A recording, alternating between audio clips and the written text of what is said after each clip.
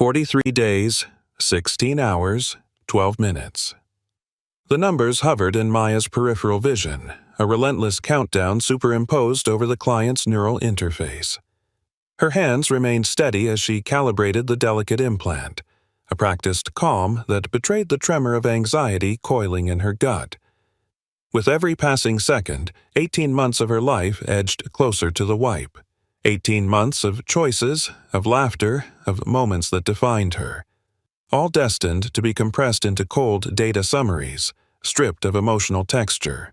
They called it living light, as if forgetting pieces of yourself was somehow trendy, somehow freeing. Maya had grown up watching her family edit themselves into fragments every cycle, her mother losing her childhood twice over, her brother unable to remember his first day of school because he'd had to delete it for job training memories. Every 18 months, they became archaeologists of their own lives, desperately sorting through mental artifacts to decide what defined them enough to keep. Maya thought this was normal. She thought everyone lived this way. Until the clinic door chimed. A man stepped inside, tall and confident, wearing clothes that probably cost more than her monthly storage fees. His neural crown was different too, sleek platinum instead of the standard aluminum they all wore, with subtle indicators she'd only seen in technical manuals. When he smiled at her, asking if she could help optimize his girlfriend's implant settings, Maya felt something she'd never experienced before. Not just attraction, though God, he was beautiful, but a kind of recognition, like her soul was saying, "Oh, there you are."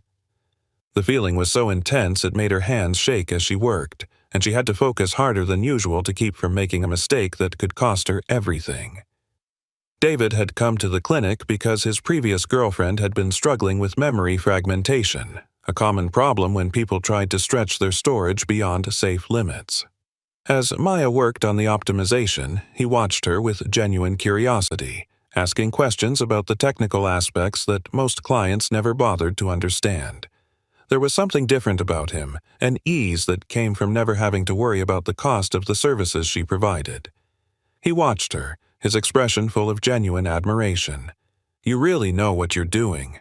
I've never seen anyone work that efficiently with the neural interfaces." Maya should have been flattered, but instead she felt defensive. Her deletion counter blinked in her vision. 43 days, 8 hours, 27 minutes, and his casual praise felt like salt in an open wound. She looked up sharply from the interface. "Well, when you can't afford to make mistakes with your own implant, you get good at other people's pretty quickly." He tilted his head like a puzzle piece that wouldn't fit, genuine bewilderment crossing his features. "What do you mean, can't afford mistakes?" That's when Maya should have realized. David Ashworth had never worried about memory storage costs in his entire life. They started seeing each other, and those first few weeks were intoxicating.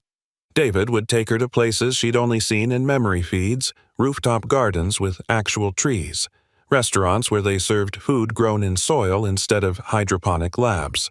But it was the small things that started to worry Maya, little details that scratched at her consciousness like splinters.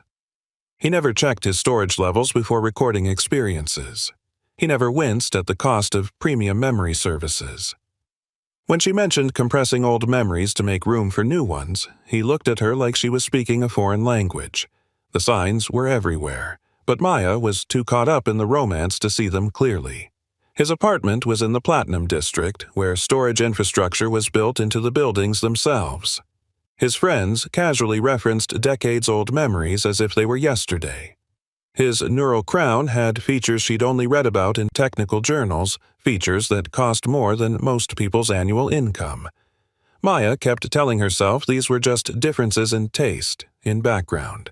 But deep down, as her deletion date crept closer, 38 days, 14 hours, 53 minutes, she was starting to understand that David and she lived in completely different worlds, and the gap between them was wider than she'd ever imagined. The truth hit her like a neural storm 3 weeks into their relationship. They were lying in his apartment, though calling it an apartment was like calling the Pacific Ocean a puddle, when Maya noticed him unconsciously gesture to activate his memory assistant. She'd been watching him more carefully lately, cataloging the small signs of wealth she'd been ignoring. The gesture was so casual, so automatic, that she knew he'd been doing it his entire life. David gestured unconsciously to activate his memory assistant, the movement so casual and automatic that Maya knew he'd been doing it his entire life. Storage report. The synthetic voice filled the room with words that stopped Maya's heart. Current utilization, 0.3% of available capacity. Backup redundancy optimal across all 3 quantum arrays. The words hung in the air like an accusation. Maya's chest constricted as if someone had reached into her ribs and squeezed her heart. She sat up so fast she nearly fell off the bed, the room spinning as the implications crashed over her. 3 quantum arrays? David's face changed, like he'd been caught stealing candy instead of harboring the secret that he literally couldn't forget anything if he tried. The color drained from his cheeks as he realized what he'd just revealed. That's when the whole truth came pouring out his family, their wealth, the fact that his memory storage was essentially infinite while hers was racing toward deletion. He reached desperately for her hand. Maya, it doesn't matter. None of that matters. But it did matter. Oh, how it mattered. The irony was suffocating. Here Maya was, frantically preparing for her deletion 26 days, 3 hours, 18 minutes, deciding which precious moments with David she could afford to keep, while he had more storage capacity than he could use in 3 lifetimes. David's casual abundance felt like a slap in the face to every careful choice she'd made about what parts of herself were worth keeping. That night, for the first time since they'd been together, Maya cried herself to sleep. But the tears weren't just about the inequality. They were about the horrible knowledge that in 26 days, every moment of falling in love with him would be compressed into cold data summaries, stripped of all emotional texture. David showed up at her apartment the next morning with bright determination written across his face. "We're going to hack the system." There has to be a way to transfer memories between accounts, to share storage space. We'll find it. The desperation in his voice matched Maya's own, and for the first time since learning about his wealth, she felt a flicker of hope. If anyone could find a solution, it would be someone with resources she'd never imagined. They spent the next 2 weeks diving deep into the memory black market, discovering a hidden world that existed in the cracks of the official system. Through encrypted chat rooms and midnight meetings in abandoned subway tunnels, they learned about memory dealers who bought and sold experiences like commodities. Each revelation made Maya's stomach turn with a mixture of disgust and desperate hope. There were grieving parents who purchased their dead children's stored memories at premium prices. Wealthy people literally buying the right to experience someone else's final moments with their lost loved ones. Elderly millionaires who bought the childhood memories of the poor to experience innocence again, paying more for a single birthday party memory than most families saw in a year. The most shocking discovery was that the technology existed for memory transfer. The corporations had the capability to share, copy, and preserve memories across different storage plans. They chose not to offer these services to maintain the artificial scarcity that kept the poor in cycles of forgetting. The cruelty was intentional, systematic, designed to maintain control.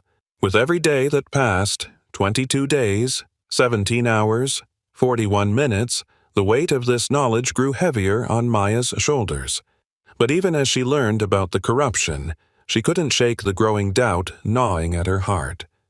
David's wealth felt like a wall between them, growing taller with each expensive solution he suggested, each black market contact he could afford to pay.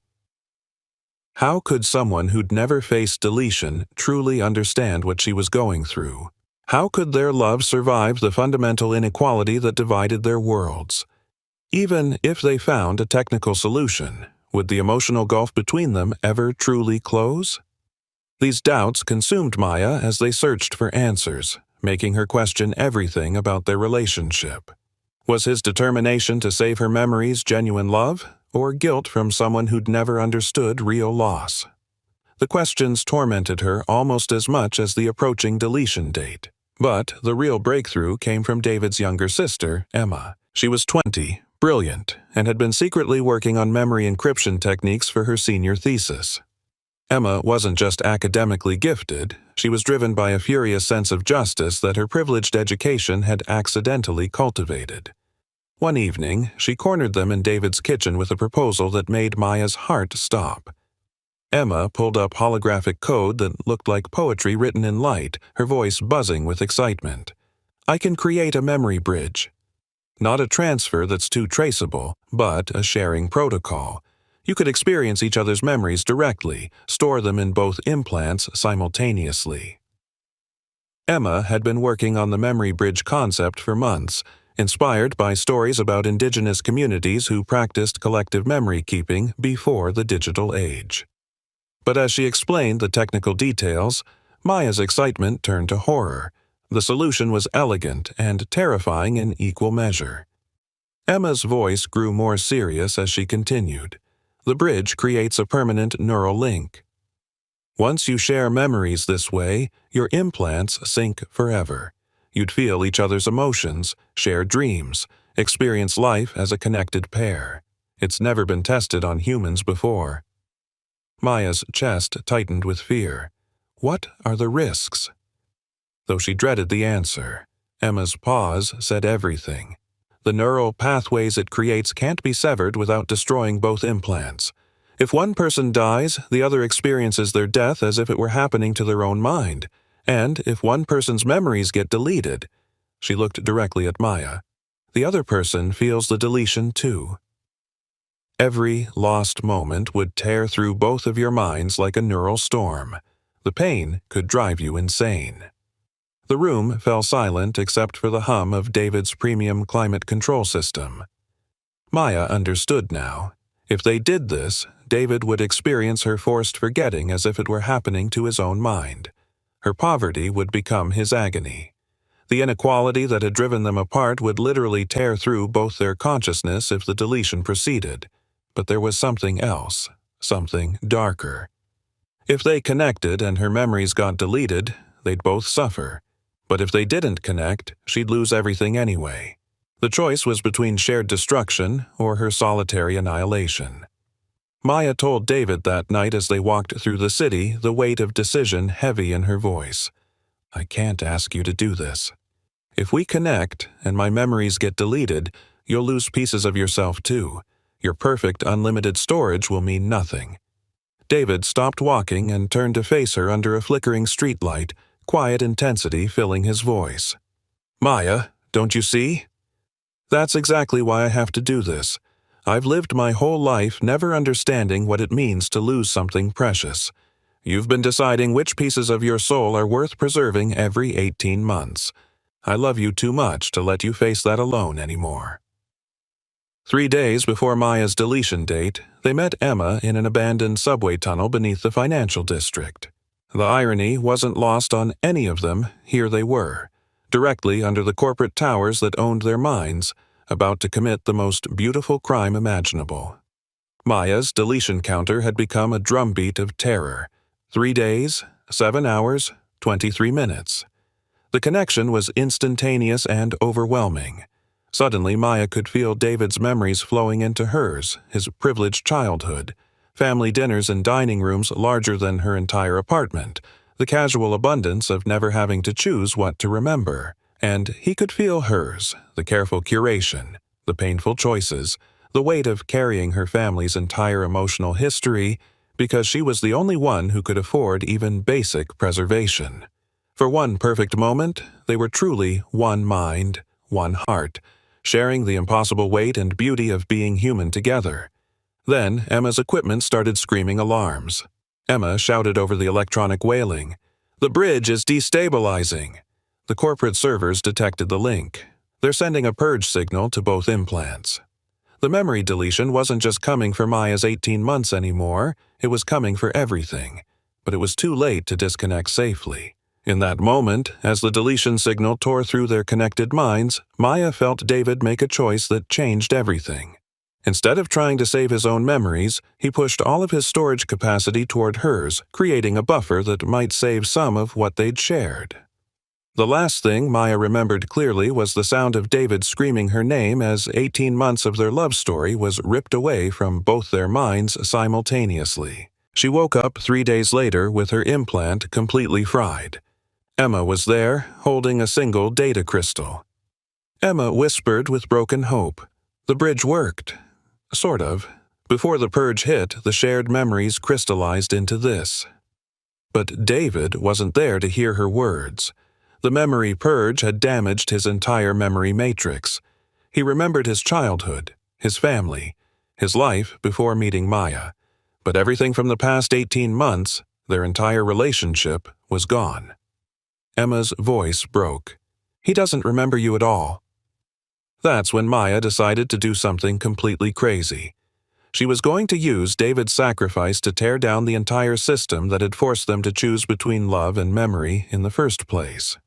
If the corporations wanted to play God with human consciousness, they were about to discover what happened when their victims fought back.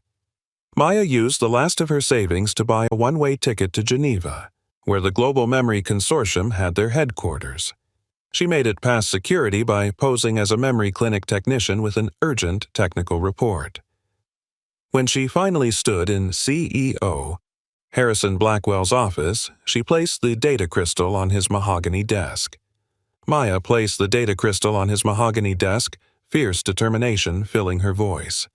This contains the memories of two people who loved each other. One person was rich enough to keep every moment of their life. The other was forced to forget. What you're about to see is the exact moment when the rich person chose to sacrifice their perfect memory to save the poor person's fragments. Blackwell looked at her like she was insane. "Young woman, this is highly irregular. You can't just—" Maya interrupted him sharply. "Upload it. Let your premium implant experience what someone gave up for love." What Maya didn't expect was for Blackwell to actually take the crystal, insert it into his personal memory interface, and upload David's sacrificial choice directly into his own consciousness. The CEO of the world's largest memory corporation was about to experience poverty and loss through the eyes of love. For 17 minutes, Maya watched the most powerful man in the memory industry experience poverty through the eyes of someone who'd loved her.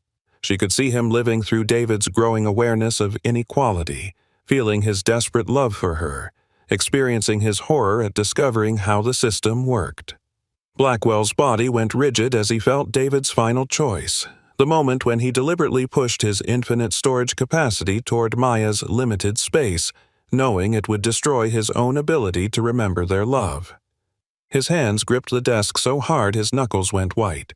His breathing became shallow and rapid. Maya watched this man who'd never faced a deletion cycle experience the full weight of choosing between self-preservation and sacrifice. When Blackwell's implant finally finished processing the upload, tears were streaming down his face, tears he probably hadn't cried since childhood. He whispered, his voice broken. My God. He knew what he was doing. He felt every moment of the deletion coming, and he chose to save your memories instead of his own. Maya watched this man who controlled the memories of billions struggle to process what he'd experienced. His voice was barely audible. How many people live like this?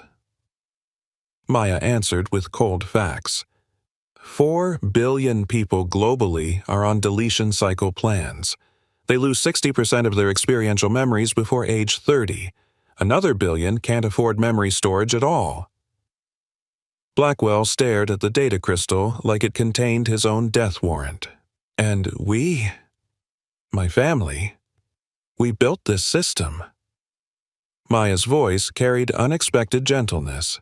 You didn't build it to be cruel. You built it because you never understood what it felt like to lose something irreplaceable. But now you do. The question is, what are you going to do with that understanding? What happened next was surprising. Blackwell called an emergency board meeting that lasted 18 hours. The corporate boardroom became a battlefield as he faced down shareholders who'd built their fortunes on memory scarcity.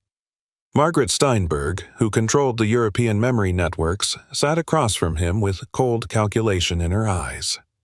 The Asian consortium representatives watched with barely concealed contempt as Blackwell explained what he'd experienced. Steinberg's voice cut through the room like ice.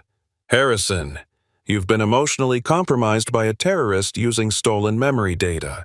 This woman has clearly manipulated you with fabricated experiences." But Blackwell had an answer that would shift the room's dynamics entirely. He selected 3 key board members, Steinberg, the Asian Consortium representative Kai, and veteran board member Roger, and forced them to upload the memory crystal. Steinberg emerged first, her face pale, but her voice steady. "This is emotional manipulation.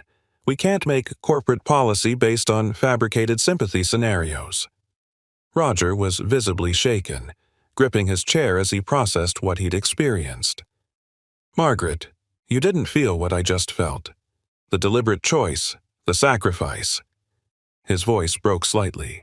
"We built this system without understanding what we were taking from people." Kai's reaction was different, calculating. "The emotional impact is irrelevant. What matters is exposure risk. If this woman's story goes public, if she has documentation of corporate knowledge about memory transfer capabilities we've deliberately withheld." He paused, the implications settling over the room like a shroud. "Our stock price would crater overnight. Every deletion cycle becomes a potential class action lawsuit." Steinberg's expression shifted as she grasped the strategic threat. "You're saying she could destroy us financially?" Kai's hands trembled slightly despite his calculating tone. "I'm saying she already has the ammunition. The question is whether we respond proactively or wait for her to use it." Roger leaned forward, still processing his emotional response alongside the corporate calculations. "We could implement graduated reforms, pilot programs in select markets, gradual expansion of storage options, present it as innovation rather than admission of wrongdoing." The debate that followed was fierce but pragmatic. Steinberg argued for minimal changes and aggressive legal action against Maya. Kai pushed for comprehensive reforms to prevent market catastrophe. Roger advocated for a middle path that acknowledged moral obligation while protecting shareholder interests. When the vote finally came, it was narrow, 7-5 in favor of implementing pilot memory preservation programs in 3 global markets, with plans for gradual expansion pending public response and regulatory pressure. The pilot programs launched 3 months later, initially in just 3 test markets. But Maya's story had leaked. Whether through Roger's conscience or Kai's strategic calculation, she never learned. Public pressure mounted as families shared their own deletion stories. Within 6 months, the Memory Preservation Act passed through a global parliament responding to unprecedented grassroots advocacy. The reforms were gradual but transformative. Forced deletions were banned within 2 years. Basic memory storage became a guaranteed human right by the 3rd year, and for the first time in 40 years, poor kids could grow up knowing they'd never have to choose which pieces of their childhood were worth keeping. But David never recovered his memories of their relationship. 6 months after that day in Blackwell's office, as Maya was leaving a press conference about the new memory rights legislation, she saw him in the crowd. He was staring at her with a strange expression, like he was trying to solve a puzzle he didn't quite understand. Maya's heart hammered as he approached, and she felt the weight of the data crystal in her pocket, the crystal that contained every perfect moment of their original love story. David approached hesitantly, staring at her with a strange expression, like he was trying to solve a puzzle he didn't quite understand. "Excuse me, this is going to sound crazy, but do we know each other? I keep having these dreams, fragments of memories that don't belong to me. A woman with your face, moments that feel more real than my actual experiences." This was the moment Maya had been both dreading and hoping for. The weight of choice pressed down on her like a physical force. She could give him the crystal, restore their entire relationship, let him understand what he'd sacrificed for her. They could have their 18 months back, every perfect moment of falling in love, every shared secret and whispered promise. But that would also mean burdening him with the knowledge of his sacrifice, the weight of understanding what his love had cost him. He'd given up those memories so she could keep them. To return them would be to destroy the purity of his gift. Or she could protect the sanctity of what he'd done, let him fall in love with her again without the weight of what he'd lost. They could build something new, untainted by the inequality that had nearly destroyed them both. The choice felt impossible, but looking into his eyes, seeing that same recognition, that same sense of her soul saying, "Oh, there you are," Maya knew what she had to do. She smiled and extended her hand. "I'm Maya Davis. And no, we don't know each other, but I'd like to." His smile in return was like sunrise, familiar and completely new at the same time. David took her hand. "I'm David Ashworth, and I have the strangest feeling that meeting you is going to change my life." As their hands touched, Maya felt something she hadn't experienced since before the memory bridge, that recognition, that sense of possibility. But this time, it came with knowledge he didn't have, with 18 months of perfect memories he couldn't access, with the understanding that love isn't about remembering every moment together. Love is about choosing to create new moments worth remembering, over and over again. 6 months later, they were engaged. A year after that, married. And now, 2 years after Maya first walked into that corporate office with a data crystal and a broken heart, she and David worked together at the Memory Rights Foundation, helping families navigate the new world of protected memory storage. He still doesn't remember their first love story, but every day they're writing a new one, and this time they both get to keep it forever. The data crystal sits in their bedroom safe, alongside their wedding rings, a reminder that some gifts are perfect precisely because they remain invisible. And every morning when David wakes up and smiles at Maya like he's seeing her for the first time, she falls in love with him all over again. The revolution she accidentally started has given millions of people the right to build complete identities from their accumulated experiences. But the most beautiful part isn't the global change. It's the daily choice Maya and David make to create memories worth fighting for, knowing that this time neither of them will ever be forced to forget.